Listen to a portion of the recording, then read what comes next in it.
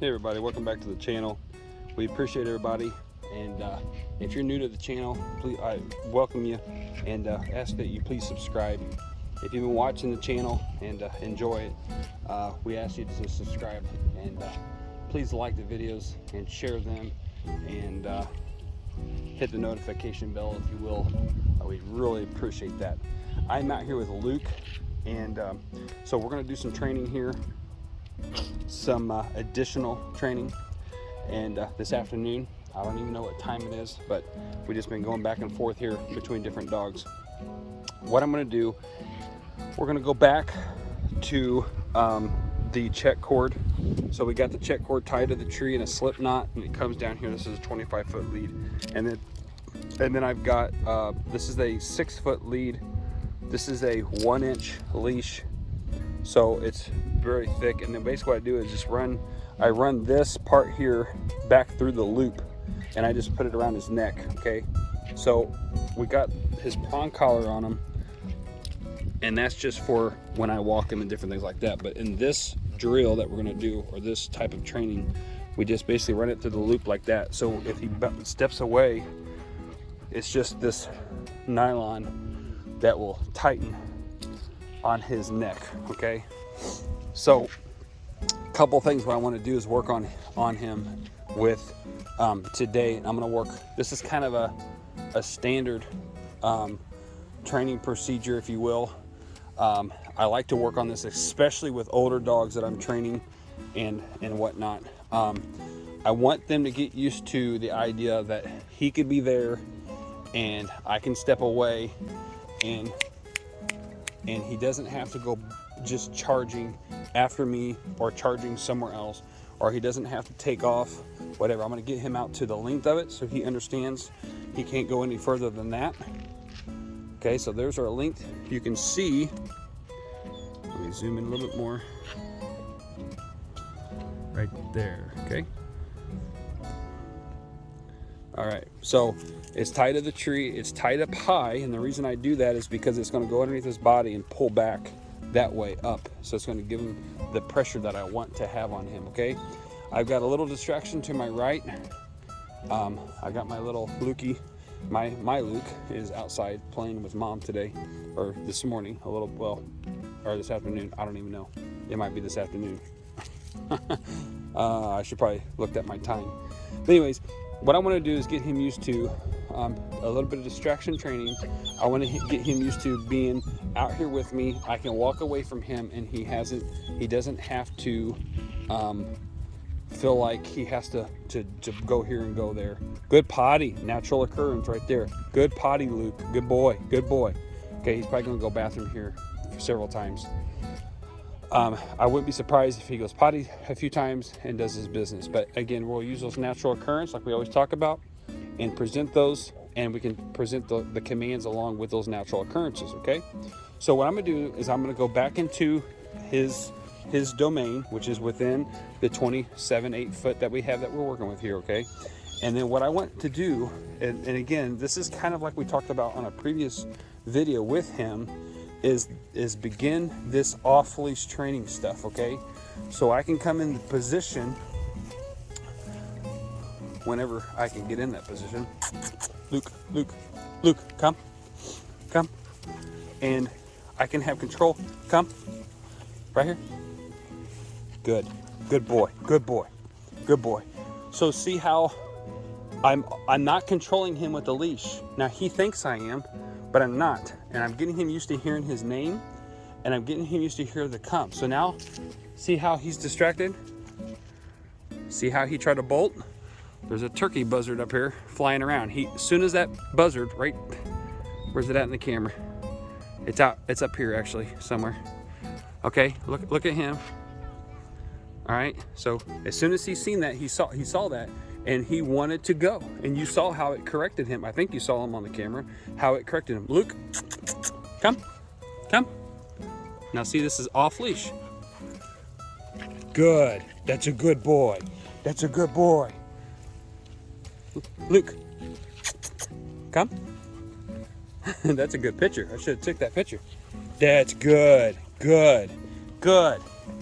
Okay, So again, this is how you start your off-leash training and whatnot. I was actually going into the jumping stuff. I wanted to really work on that with him on the jumping.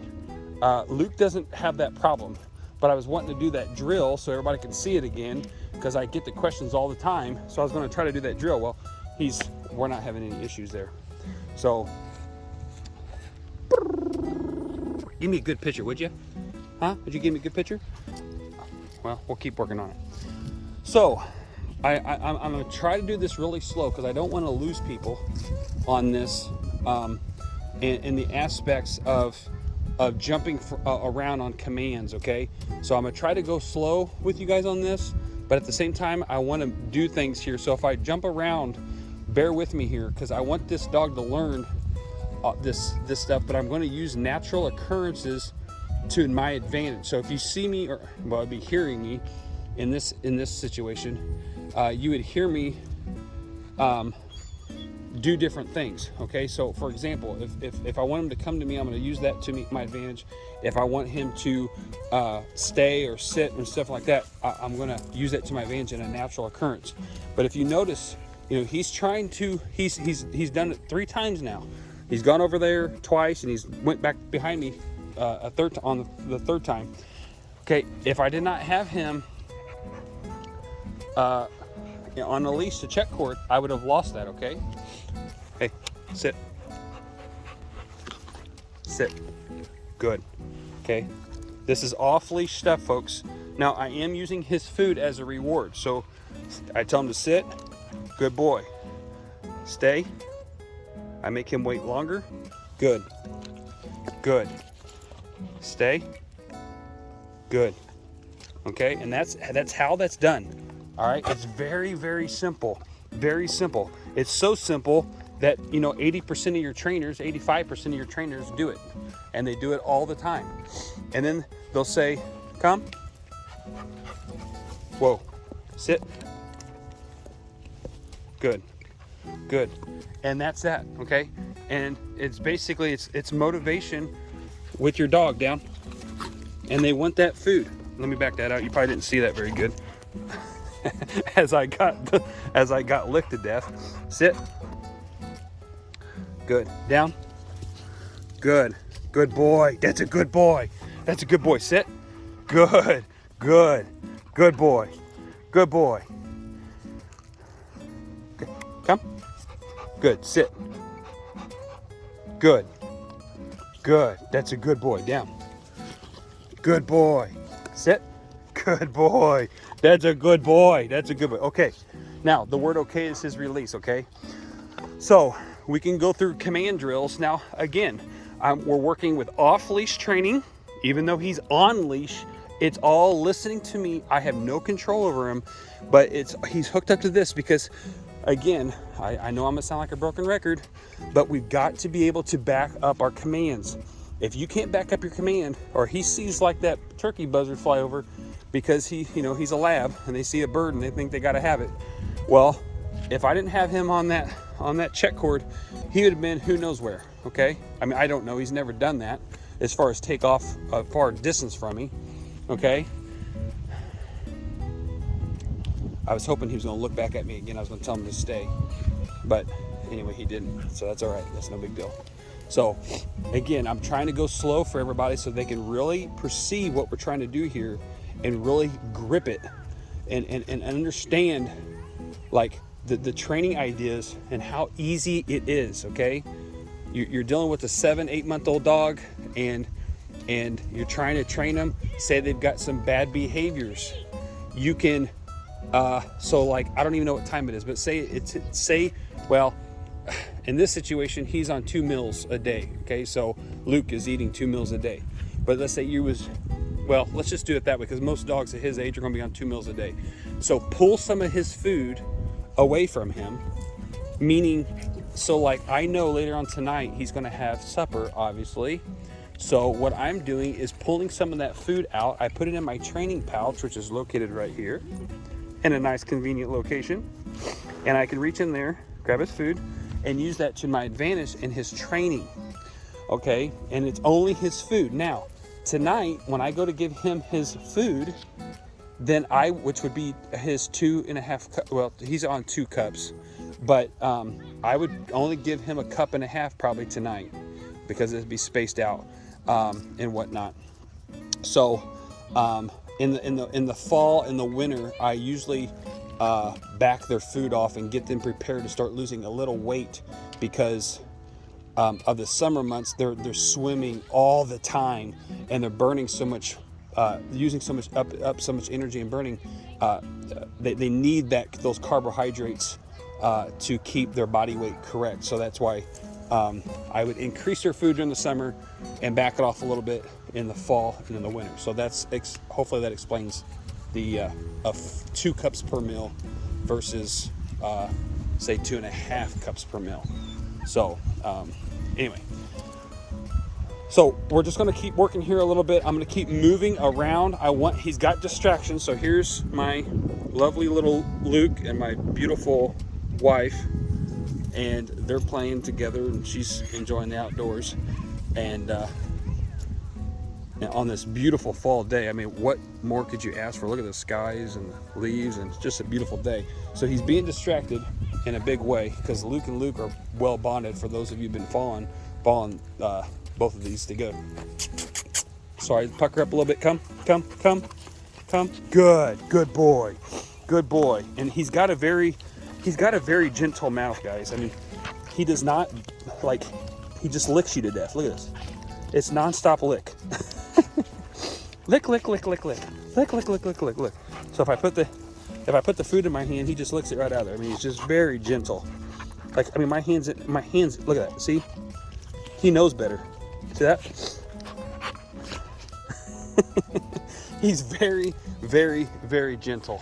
He knows not to bite. He just licks.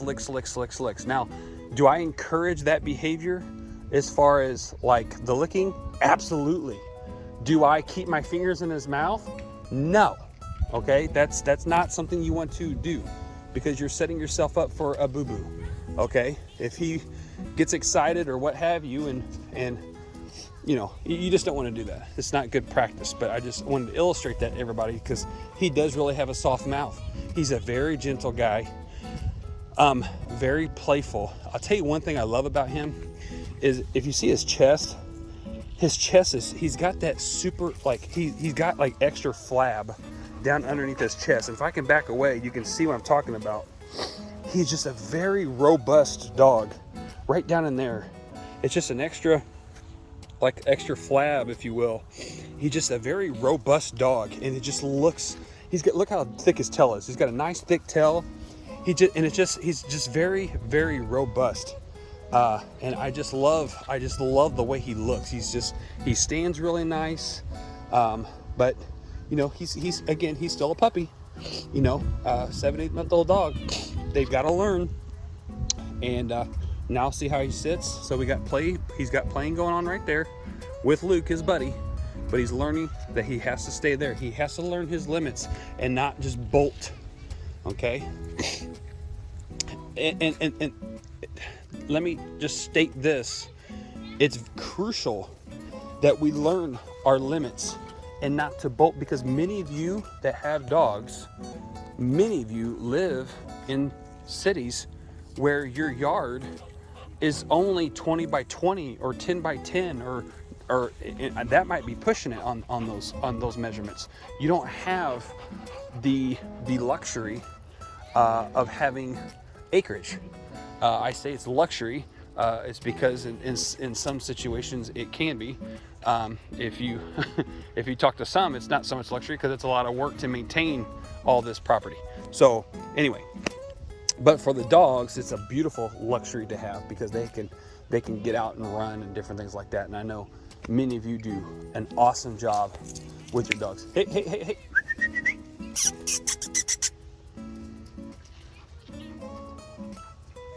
So the reason I did that is because I wanted to see if I can recall him after I noticed he was starting to take off and go this direction towards the family there. I wanted to see if I can recall him, and I was able to do that. That was a very, very nicely done. Luke, come. Good. Good. I wanted to be able to recall him, and I was able to do that, so I was very happy with that. So, sit, come, stay, heel, down is his command. Inside, you gotta go slow, bud. You can't just swallow it. Inside, outside, that would be inside the door, outside the door. If you go in the crate, you say inside the crate. And then of course he would come right outside the crate when you do that. Okay, you would say inside. So if you're like, we use our mule for the vehicle, you would say inside the vehicle, okay, and he would load inside the vehicle, and of course outside. And always make him wait when you go inside of a door, okay, or through a door. So wait going out, wait going in. Now if he's got to go potty, that's probably not ideal to make him wait, but you could do that if you wanted to, depending on the situation. With his situation being older, you could probably do that pretty well. That's a good boy. I like that. Yes. Yes. Good. Good. Good. I like how I walked away and he came with me. Okay. Right there. Sit. Good. Good. That's a good job. Let's back that off so people can see you. Good boy. That's a good boy. Good, that's good. Okay, so recap: sit, come, stay, heel, down. Went over the commands there. Heel, heel. There you go. Heel. Come on. Heel. There you go. Whoa. Sit. Good. Good boy. And how I'm doing this heel position with no leash is that the leash is going behind my legs, coming back around the back side of my legs, and going back to the tree. Okay. Now the problem with this is, if you don't watch it, you can get tangled up just like I did right now, all right? But what it does is, it teaches the dog to stay on your left side, right here, like this, right? Heel, heel, good boy, okay? And then I'm gonna let him, okay, that's his release. I'm gonna let him go because I just wanna illustrate that. For example, I can keep him in control right there. All right, so I can walk with him on my left side, or he could be on my left side both ways, and I can use the check cord to my advantage in all ways. Luke, come. Good, good. Hey, look up here. Sit. Good. Good boy. That's a good. Okay, we're done with that. I just wanted to show everybody that. Sit, come, stay, heel, down. Crate trained. You could put him in there. During the day, I don't know if I leave him in there more than 4 hours. He needs to have that time to go outside and be exercised. Okay, I mean that's a dog in general. I mean a lab especially. Keep in mind, please, that yes, these are great family dogs. They can tolerate a lot, but they are sport dogs. I mean they are hunting dogs after all. Okay, so they do need to express their energy. All right. So hopefully that covers him. And we're gonna do Levi hopefully in the next few days. I've got a lot I've got a lot of subjects to cover here, so hopefully we'll get them all done and everybody can see that and kind of go from there. But this is Levi. I'm sorry, this is Luke. We'll be working on Levi hopefully. Well, what I'm trying to say is we'll hopefully have a video like this of Levi coming available as well. So I just had Luke out already, and I thought it would be nice to maybe do something like this of him. So traffic safe. He's really good with traffic, and I think I made a video of that earlier, so you'll be able to see that. And we try to get him around vehicles, and he handles himself around vehicles. Doesn't bulge and what's the right word I'm looking for here? My mind is not working with me here, but he doesn't like just take off running, and he doesn't jump, and vehicles don't. He's very alert, as you can see. Watching and alert. Yeah, I'm laughing at you, big guy. So that's him, and I think I covered everything with that. So as far as the vehicles and different things like that, of course the family that adopts him, I will go over that, the meal time, the scheduling, when to get him neutered, and different things like that. When he leaves here, he will be up to date on vaccines, dewormer. He is microchipped already. He will have his rabies done, heart guard, flea and tick. That's all up to date as we speak, but he'll be up to date on that, is what I'm trying to say, on covering all that. But he will still be intact because, again, we don't get our dogs fixed until later in their lives. So hopefully that covered everything that I was wanting to do with him, at least for now. And then we'll kind of go a little further. I'm gonna do some extra training with him as well and some other things. I might do videos of that. I'm not really sure yet. We'll just see how it goes. It's kind of hard to do some videos with only one hand. So we'll see how that goes. And anyway, so if you are looking for a dog to adopt in your family and would like to skip the puppy stages and not have to worry about all that stuff, this is why I do what I do. It allows you to get a beautiful dog, very well bred, genetics are awesome, but yet it allows you to skip that quote unquote, 3-4 month old dogs, or even prior to that 2 to 3 month old dogs, and skip that time frame, okay? And allows you to get a trained dog. So like right here, this is a no-no. All right, so this is what you call a bored dog. I am bored and I need something to chew on. All right, so what we do now, he's old enough, is we come in here and we grab it out of the way and just tell him no. Okay, we don't scold him. I've seen so many videos of trainers.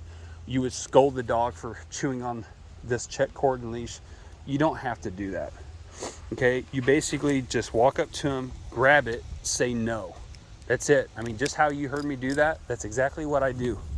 Okay, so I'm gonna put this up over here and get it out of the way of the yard and put that right like that. I'm gonna clip it onto the tree like that, and I'm gonna grab this. Hey, big guy. See, you don't have to yell at your dogs. You don't have to scold them. You can be gentle with them. I can come back in here and just, if he'll let me, clip that back onto him. Okay, now I don't have an ornery, bored dog chewing on my leash and collar, because now he can go walking with me and I can make my video. So anyway, that's Luke, ladies and gentlemen. So like I said, it's a wonderful thing to have a nice dog, trained dog, and they can be part of the family, a companion, and they have a lot of love to give. So we will see everyone on the next one. Appreciate everybody.